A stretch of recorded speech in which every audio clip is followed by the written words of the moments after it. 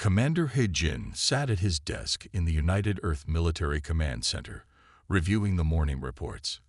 It was a normal Tuesday morning, or at least it seemed that way until every screen in the command center suddenly turned bright blue. "Sir, we're receiving a transmission," said the young officer at the communication station. It's not like anything we've seen before." He-jin stood up slowly. In his 15 years of service, he had never seen all systems taken over at once like this. "Put it through," he ordered, straightening his uniform. The main screen flickered, and an image appeared. He-jin had to blink twice to make sure he wasn't seeing things. The creature on the screen looked almost like a tall, athletic human, except for its silvery skin and eyes that seemed to change color like moving water. "Greetings, Earth Command." The creature spoke in perfect English. "I am Coordinator Rextol of the Galactic Sports Federation. We have been watching your planet with great interest." He-jin kept his face neutral, though his heart was racing. "I am Commander He-jin of the United Earth Military Command. May I ask how long you have been watching us?" Rextol's eyes shifted to a deep blue. "Long enough to be impressed. Your special forces, in particular, have caught our attention. The way they train, their dedication, their skills, truly remarkable for a planet that hasn't yet joined the galactic community." The commander's mind was racing. This wasn't just first contact. This was first contact with an organization that had apparently been studying Earth's military capabilities. He needed to be careful with his next words. "We take pride in our forces' preparation and abilities," He-jin said carefully. "Though I'm curious why this interests a sports federation." Rextol's laugh sounded like bells chiming. "Commander, where I come from, sports aren't just games. They're how civilizations prove themselves, how they earn respect." The alien leaned forward, its eyes now glowing with an intense golden color. "We would like to invite Earth's finest special forces to participate in a friendly competition." "A competition?" He-jin repeated, his mind already considering the possibilities and the risks. "Yes, a series of challenges against other worlds' elite warriors. Nothing deadly, of course. We're not barbarians. Think of it as an Olympic Games on a galactic scale." The communications officer raised her hand slightly.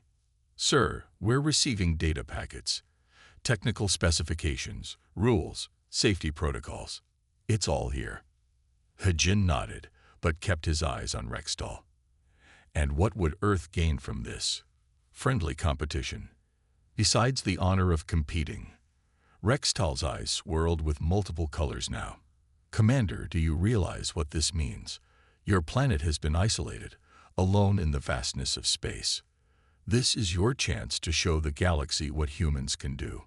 Win or lose, you'll gain recognition, respect, and perhaps—" the alien smiled, showing teeth that looked like pearls, "some interesting technological and cultural exchanges." He-jin felt the weight of history on his shoulders. This wasn't just about sports or military pride. This was Earth's chance to step onto the galactic stage. But he also knew that in any competition, there were always hidden stakes. "How long do we have to prepare?" he asked. "1 Earth month," Rextol replied. "Enough time to select and prepare your team, but not so long that you'll overthink it. We find that works best for first-time participants." He-jin stood straighter. "We'll need to discuss this with our global leadership." "Of course," Rextol nodded. "You have 48 Earth hours to give us your answer." "Oh, and Commander." The alien's eyes settled into a warm golden glow. "Don't worry too much about winning or losing.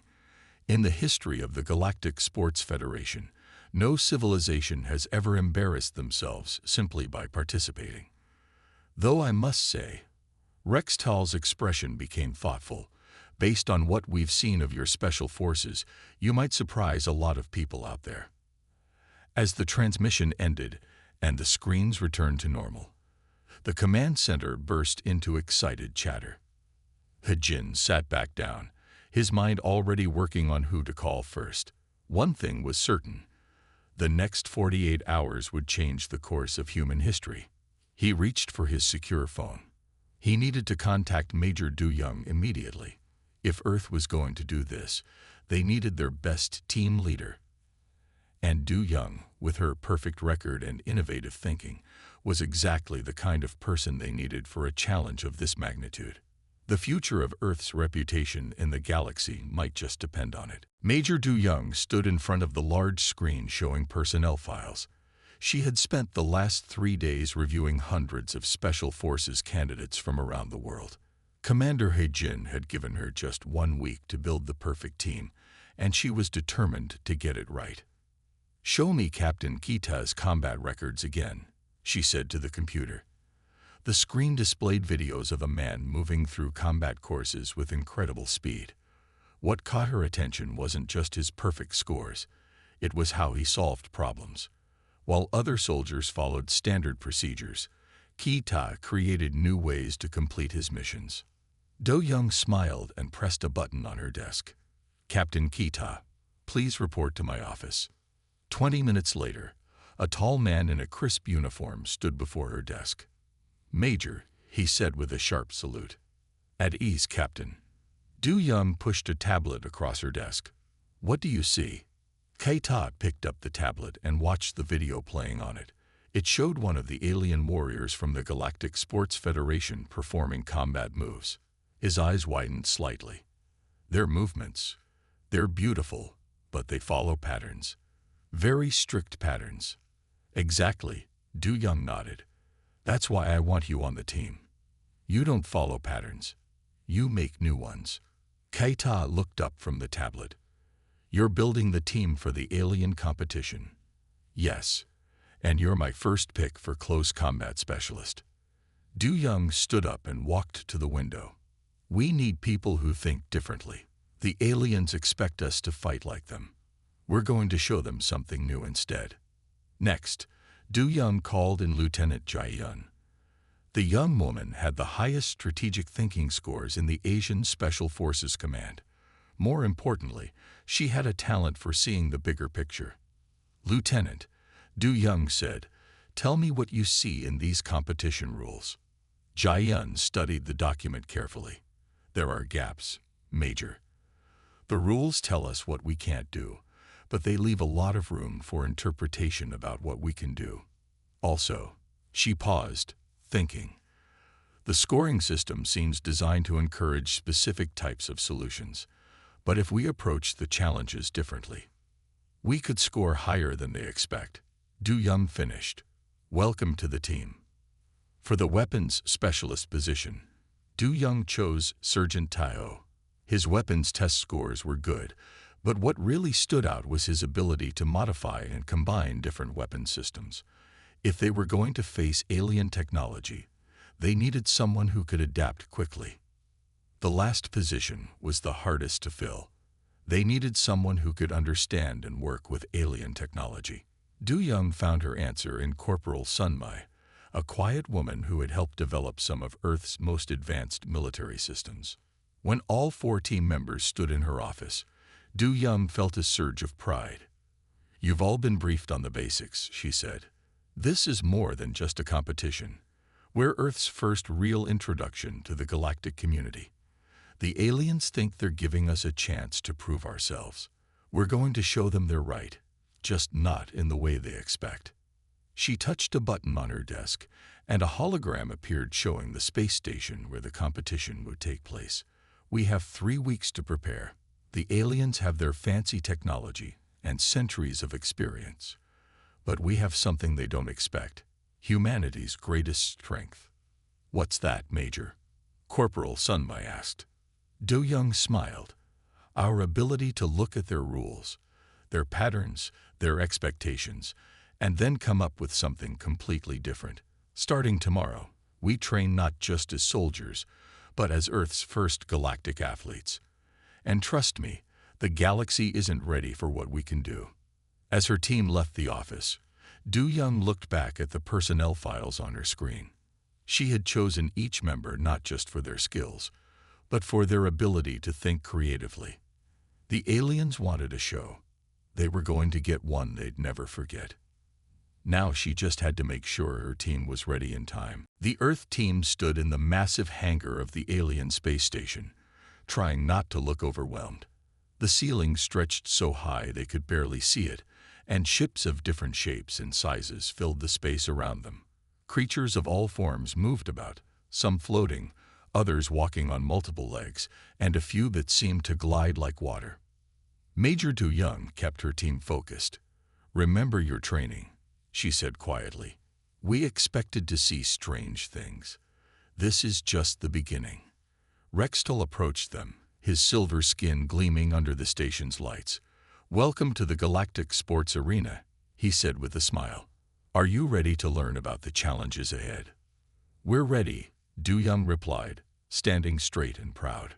The alien led them to a large room with walls made entirely of screens.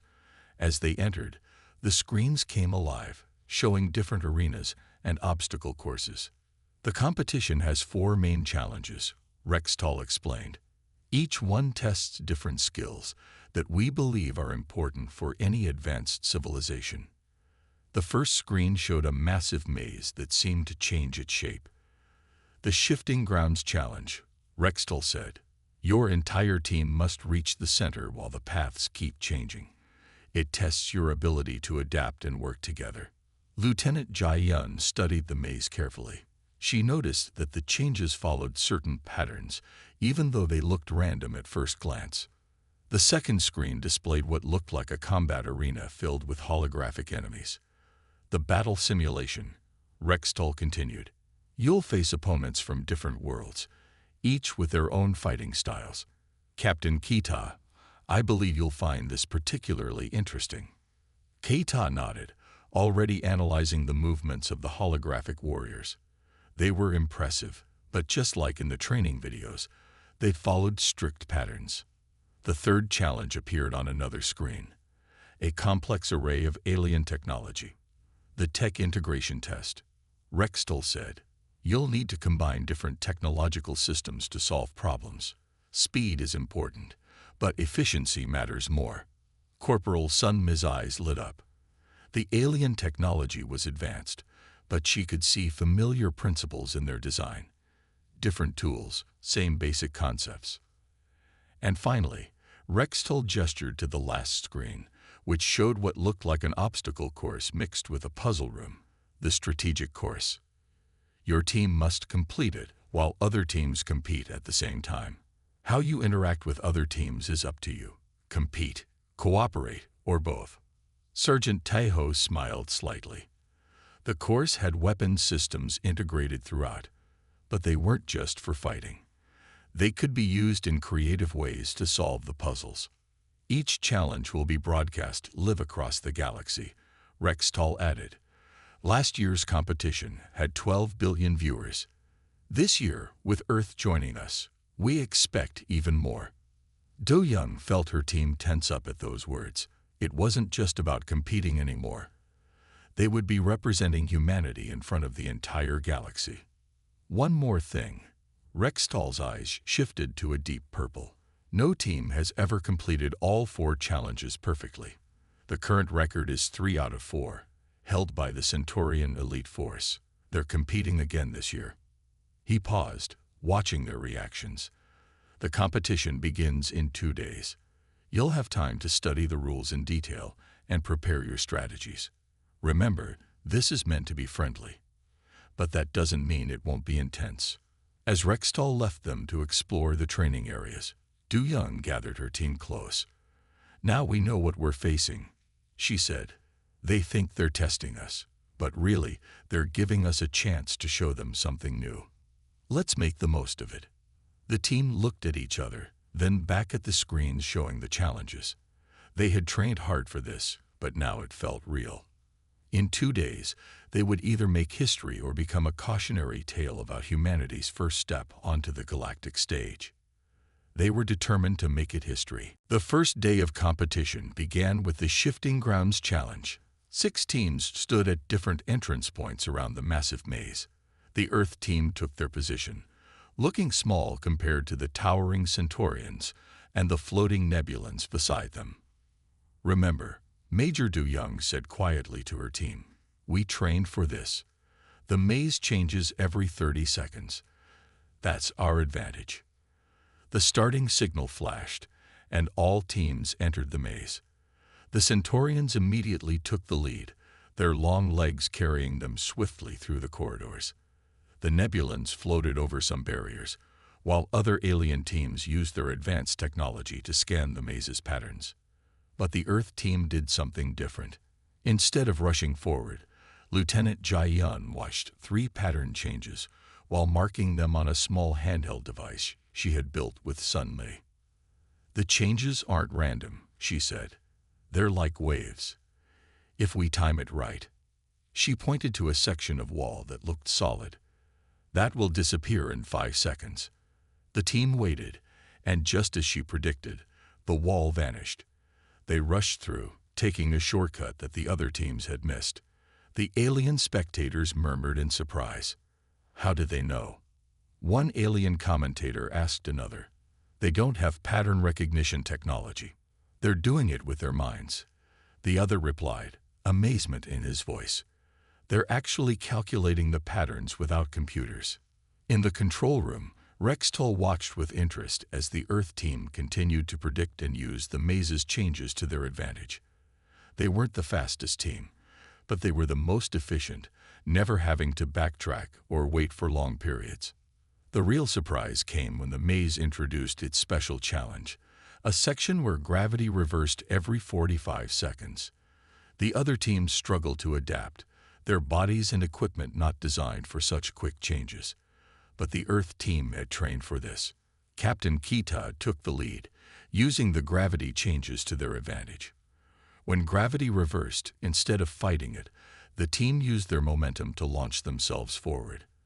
They had practiced similar moves in zero-gravity training on Earth. "Remarkable," Rextol said to Commander Heijin, who was watching from the observation deck. "Your team isn't trying to overpower the challenge. They're dancing with it." The Earth team reached the center of the maze third, behind the Centaurians and Nebulans, but they had used less energy and shown problem-solving skills that impressed even the most experienced observers. "That's not how this challenge is usually solved," one of the judges commented. "Most teams rely on strength or technology. Your team relied on observation and adaptation." Major Du Young stood proud as she received the team's scores. They hadn't won this round, but they had shown the galaxy something new. The other teams looked at them differently now, with respect and curiosity. As they prepared for the next challenge, Du Young gathered her team. "We just proved we can compete with the best in the galaxy," she said. "But more importantly, we showed them that humanity has something special to offer." Sergeant Taeho checked his equipment for the next challenge. "They think they've seen everything we can do," he said with a slight smile. "Wait until they see how we handle the battle simulation." The alien spectators were still buzzing about Earth's performance. They had expected the humans to struggle, to rely on brute force or simple solutions. Instead, they had witnessed a display of problem-solving that combined natural ability with careful planning. In the competitors' area, the Centaurian team leader approached Major Du Young. "We underestimated your species," it said in a deep, resonant voice. "That will not happen again." Du Young nodded politely, but inside she smiled. Let them prepare for what they'd seen today. Tomorrow's challenges would show them even more of what humans could do. Lieutenant Jai-yun walked through the station's public area, listening carefully to the conversations around her. After their surprising performance in the first challenge, Earth had become the most talked-about team in the competition. But something didn't feel right. She stopped at a viewing window, pretending to admire the stars while actually watching the reflection of 3 alien merchants behind her. They were discussing betting odds, and the numbers they mentioned were enormous. "Major," she said into her communicator, "we need to talk. Privately." 20 minutes later, the Earth team gathered in their secure quarters. Jai-yun shared what she had learned. "The gambling stakes on this competition are bigger than we thought. Some betting pools have more money on Earth losing than the combined military budgets of several planets." Major Du Young frowned. That explains the strange equipment malfunction during our practice session, and the accidental data wipe of our competition files, Corporal Sun Mai added. She had spent hours rebuilding their strategic plans after a mysterious system crash. Captain Kita stood by the door, his posture tense. Someone's trying to make sure we lose. Not someone, Jai Yun corrected. Many someones. I've identified at least 3 different groups working against us. They've bet too much money to leave things to chance. Do Young walked to the room's center. This isn't just about pride anymore. It's not even just about Earth's reputation. There are people out there who want us to fail, and they're willing to cheat to make it happen. Sergeant Taiho had been quiet, but now he spoke up. Then we give them what they want. When everyone looked at him in surprise, he smiled. On the surface, we let them think their tricks are working. Make them confident, overconfident. Sun Mei caught on quickly. While we prepare our real strategies in secret, they'll be watching our official practice sessions, but they won't expect us to train in our quarters using virtual reality programs I modified. Kita finished. They monitor our equipment use in the training areas, but they can't track what we do in here. Do Young nodded slowly. Jai Yun, keep gathering information. I want to know who's behind this. Sun Mai, triple-check all our equipment before each event. Taiho, Kita, work on those private training sessions. Make them count.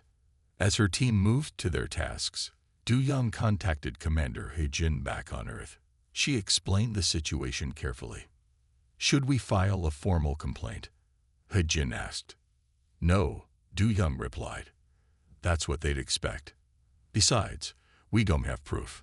But sir, I think this is actually good news. How so, Major? They're scared of us. They've seen what we can do, and they're worried. All these attempts to sabotage us.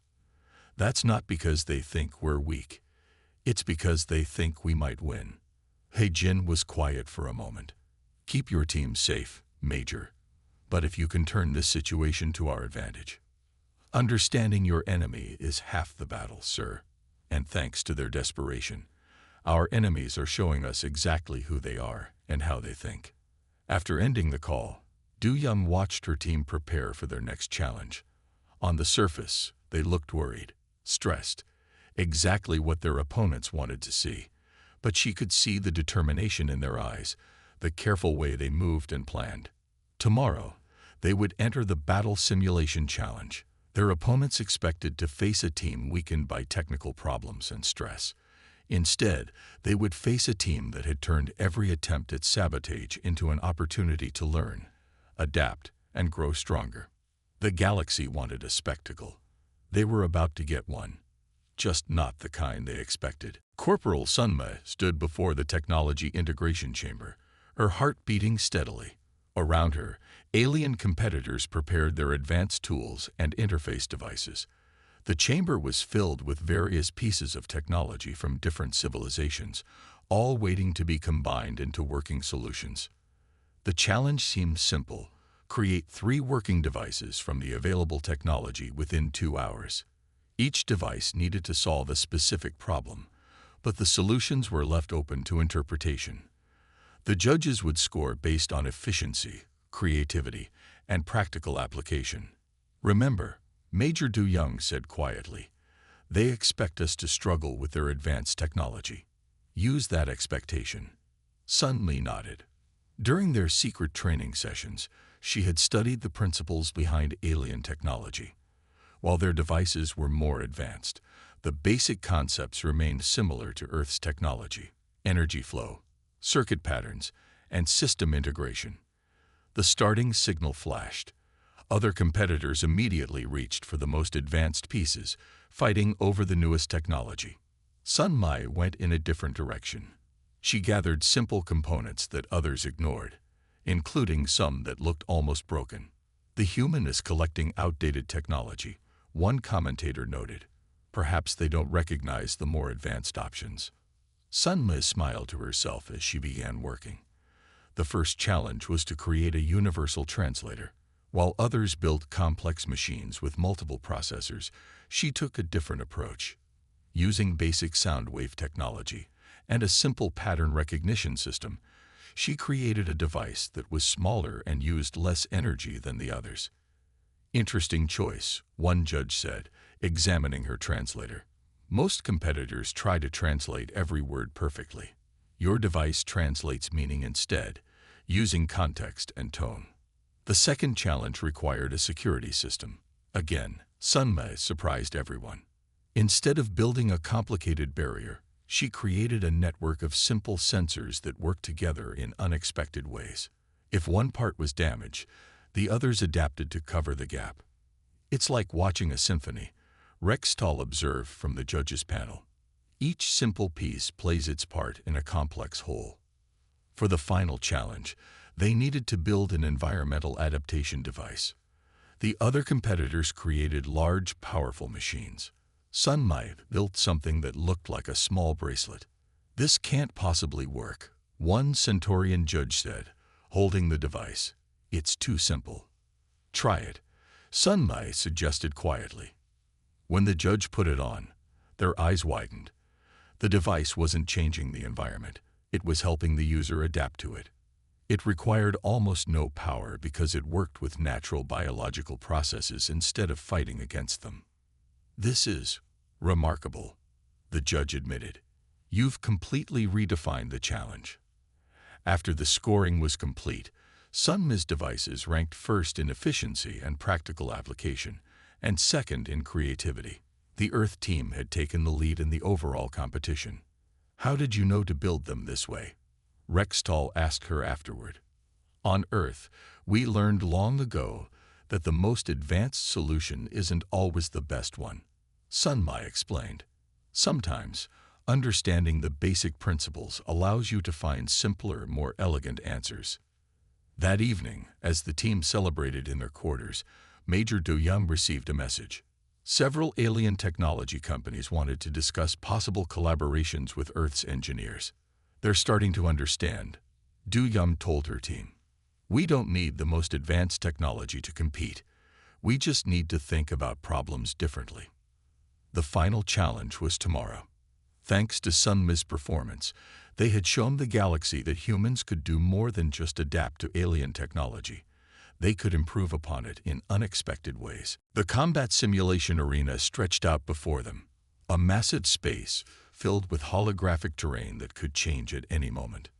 Major Do-young led her team through their final equipment check. The stakes had never been higher. Earth held a narrow lead in the overall competition, but this last challenge would determine everything. All teams, take your positions. The announcement echoed through the arena. The Earth team stood at their designated starting point, facing 5 other elite teams from across the galaxy. The Centaurians looked particularly determined after their unexpected setbacks in earlier rounds. Remember our strategy, Do-young said to her team. They're expecting us to fight like them. We won't.